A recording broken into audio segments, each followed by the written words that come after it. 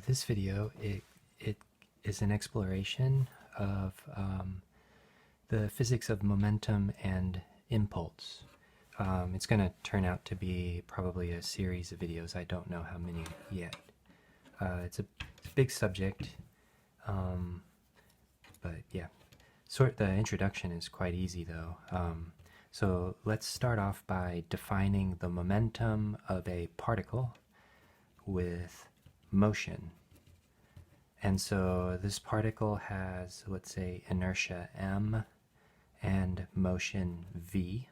So that's the velocity of the object, and this is the mass of the object. And the symbol for momentum that is sort of traditional, at least to start out with, as far as I know, is this lowercase p. And it is a vector. And the definition of the momentum of this particle, whose inertia is m and has motion v, is this, so mv. And of course, I'll just put it off to the side, but it goes without saying that you know that if the velocity of a particle can change in time, that is, if there are accelerations, then this velocity is a time-dependent function. So that means that if the velocity can be time-dependent, so can the momentum, of course, for example. Right, so this is in general, these are time-dependent quantities. So this is the momentum of a particle or object. So it's worth it now to go ahead and describe the momentum of a system of particles or objects. Put objects. So not all of the objects in a system will have the same mass.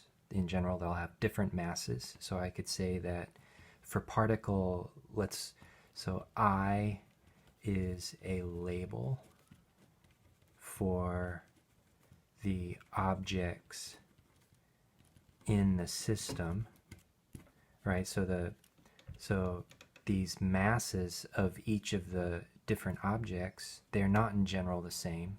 M sub 1 could be 1 kilogram, M sub 2 could be 50,000 kilograms. It doesn't really matter what their values are. It's just true that they can be different. And also, none of the particles need to have the same velocity.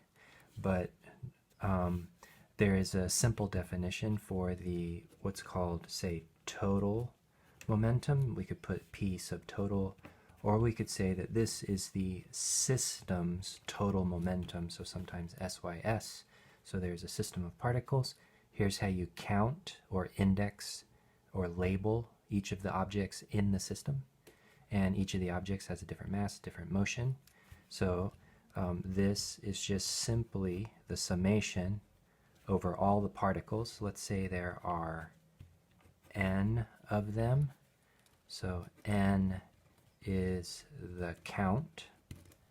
There could be 100 particles, 1,000,000 particles, a mole of particles, like 6 times 10 to the 23, doesn't matter. Or you could just have one particle. And then the total momentum is the momentum of one object. But yeah, it's just as simple as saying it's the sum of each individual momentum. But it's important to point out that it is the vector sum. So you got to add them as vectors using the parallelogram rules or whatever vector rules of addition you've learned. Yeah, so that's the momentum of a system of particles. A quick aside. This is interesting if you've already learned something about energy, but there is this other description of mass and motion. It's 1/2 the mass times the velocity squared. And if you want, you could label the individual objects in a system's, masses and velocities, so you can add up the total kinetic energy if you want and have the system's total kinetic energy, blah, blah, blah. But the point is that there is an interesting relationship between the kinetic energy and the momentum of an object is just this. It's p squared over 2m. So let's look at this 1 over 2m. So p squared is m squared v squared, right? That's what the momentum squared is. And then I'm dividing by 2m. And you can see that this is 1/2 mv squared. One of the m's cancels the top with the one on the bottom. There's nothing to cancel the half, so it stays there. And you're left over with v squared. And to continue the aside, a convenient way to do this with multi-dimensional vectors is just to take the dot product. So p squared is p dot p. So p dot p over m, or 2m. Or you can write this as 1/2 m v dot v, where this is the vector dot product. Yes, this can be useful to keep your head straight. But momentum is a vector. That is, you really do need to specify, for example, in 3 dimensions, you need to specify 3 different values for the momentums of an object in each of the directions in space. Whereas kinetic energy is a scalar. As soon as you dot v, you drop any of the information, or actually in terms of the kinetic energy, in some sense, you quit caring about each of the 3 directions independently, and you put them together in this dot product, and you assign this energy value to the 3 dimensions together. So momentum, in a sense, has more sort of information embedded in it than the kinetic energy. But they are related. They are both descriptions of mass in motion. They are 2 different ways to keep track of how much material do you have and how fast is it moving and in what direction, at least for the momentum, the directions included. But yeah, mass and motion is what these 2 issues are about. So let's go back here. So P is mv, like this. In general, we said that v, in general, is a vector that could be time dependent. The truth is so could the mass.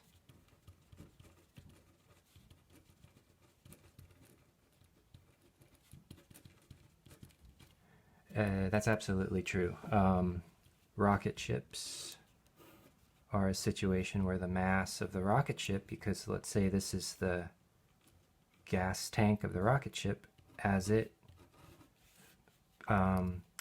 sort of burns this gas and causes this sort of continuous explosion behind the rocket, every time like an explosion goes off, the rocket gets pressed forwards, and the rest of the gas just pushes back against whatever air is behind it, or whatever is behind it. Out in outer space, there is no air behind it, so really the explosion is a bunch of fuel explosion into gas particles, shoving out the left side, while the rocket is pressed into from behind by the explosion, and the rocket can accelerate. But the point is the mass of the rocket plus the fuel is decreasing as the rocket uses the fuel, right? So mass can be time dependent too.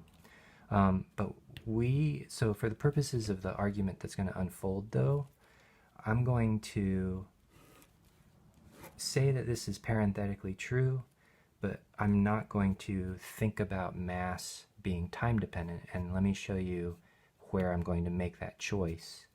I'm going to wonder, what do I get if I take the time derivative of the momentum?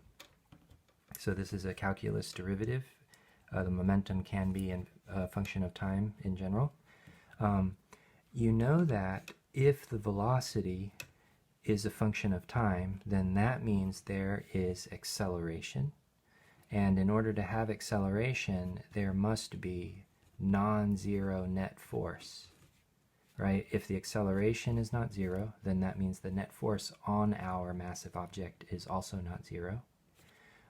So if there is acceleration, that is, the acceleration is not zero, that means that m times v will be changing in time, and so that means that the momentum will be changing in time. So the point is if there is net force, then the momentum is changing in time. So let's go and ask, what is the time rate of change of the momentum? It's equal to d by dt of m times v, right? So this is a scalar times a vector. And if you do all the right things, right, this, I'll use the product rule. So this is dm by dt times v. So the d by dt doesn't hit the v in the first term, plus m times dv by dt, like this. And then we are making the argument that we're not dealing with situations like this, although we could imagine what's the rate of change of the mass of the rocket. But I'm going to, for the purposes of the argument now, I'm going to say that the mass does not change in time. So these are objects whose mass doesn't change. It doesn't. So if I have this object, it could become, this object where there's a dent, and we could say that this object is a square of mass m, but then it gets hit by something, by a hammer, or somebody drops it on the floor, and afterwards it's still got all the mass there, it's just the shape is different, right? We will consider situations more like this, where the mass doesn't change. Maybe the shape changes, but the mass doesn't change. So I'm going to only think about problems where the mass doesn't change. So I'm not going to consider this part of the derivative, and we'll say that d by dt of the momentum for objects whose mass doesn't change is ma, because dv by dt is a. So this is the net force on m, and I just invoked Newton's second law, which relates mass, acceleration, and net force.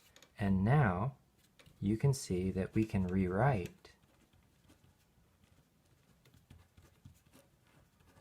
Newton's second law this way. This is also Newton's second law. And as far as I understand it, and in all the videos that I've watched and books that I've read, this is Newton's original idea. So Newton originally thought not in terms of mass, acceleration, and force, but Newton thought more in the combination of mass and motion. So Newton's original ideas, I think, or that's what I've heard, were really about the combination of m and v this way. It's interesting that Newton's original ideas didn't take mass and velocity in this combination. But if you do some kinematics and think a little bit, and maybe you've seen your book or my earlier videos do this for you, the work energy theorem is a consequence of Newton's laws of motion as well. Or you can find a logical mathematical set of steps that takes you from kinematics and Newton's second law into the work energy theorem. That's in an earlier video. I did that in an earlier video. Okay, so